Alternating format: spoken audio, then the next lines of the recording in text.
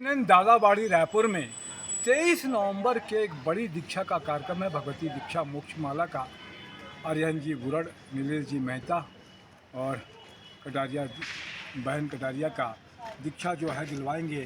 परम पूज्य गणाधीश विनय कुशल जी महाराज आदि थाना यहाँ पर उपस्थित है। विरागमणि साहब जी भी हैं साथ में।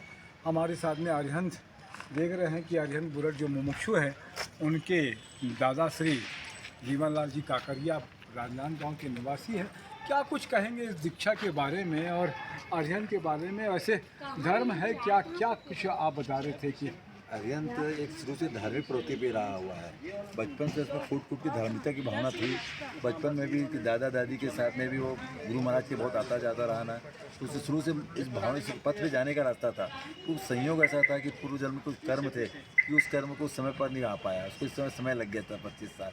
8 साल से इस लाइन पर लगा हुआ था, मगर 27 साल तक उसको 2 बार अलग गुरु महाराज से गया, मगर उसको अपनी क्षमता के अनुसार नहीं मिले हों, या योग नहीं बना है, या कर्म का कुछ है जो उदय आया जो उस समय 2 बार उसके टल गया। मगर अब के इसमें निश्चित हो गया कि उसमें आत्मकल्याण के लिए निकल पड़ा है वो।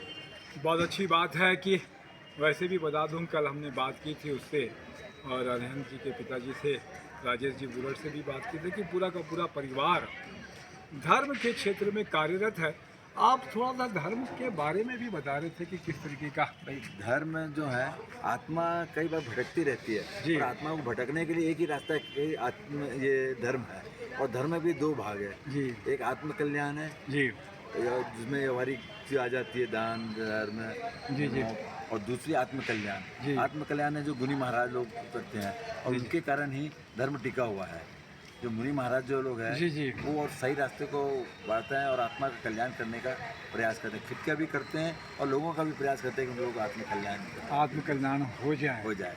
तो आप क्या कहना चाहेंगे 23 तारीख की दीक्षा के लिए? दीक्षा राजेश के तो दीक्षा बहुत बड़ा महोत्सव है हमारे लिए। जी, परिवार के लिए भी और समाज के लिए भी जी। और इस बीच उन्होंने उद्यान तब भी बहुत बड़ा एक करवाया है। अच्छा जी जी जिसमें आज 53 दिन की 51 दिन की तपस्या हो रही है। जी जी तो एक अच्छा ही बड़ा प्रोग्राम है रायपुर के लिए भी और नगर के छत्तीसगढ़ के लिए भी। इसमें दूर दूर से लोग छत्तीसगढ़ के बाहर से लोग भी आए तपस्या करने के लिए, जिसका लाभ मिला है हमें। 23 तारीख के ही उद्यान तब का जो है माला भी होगा, मालार्पण भी होगा। जी। पहले दीक्षा का कार्यक्रम है, जी। उसके बाद माला का कार्यक्रम होगा।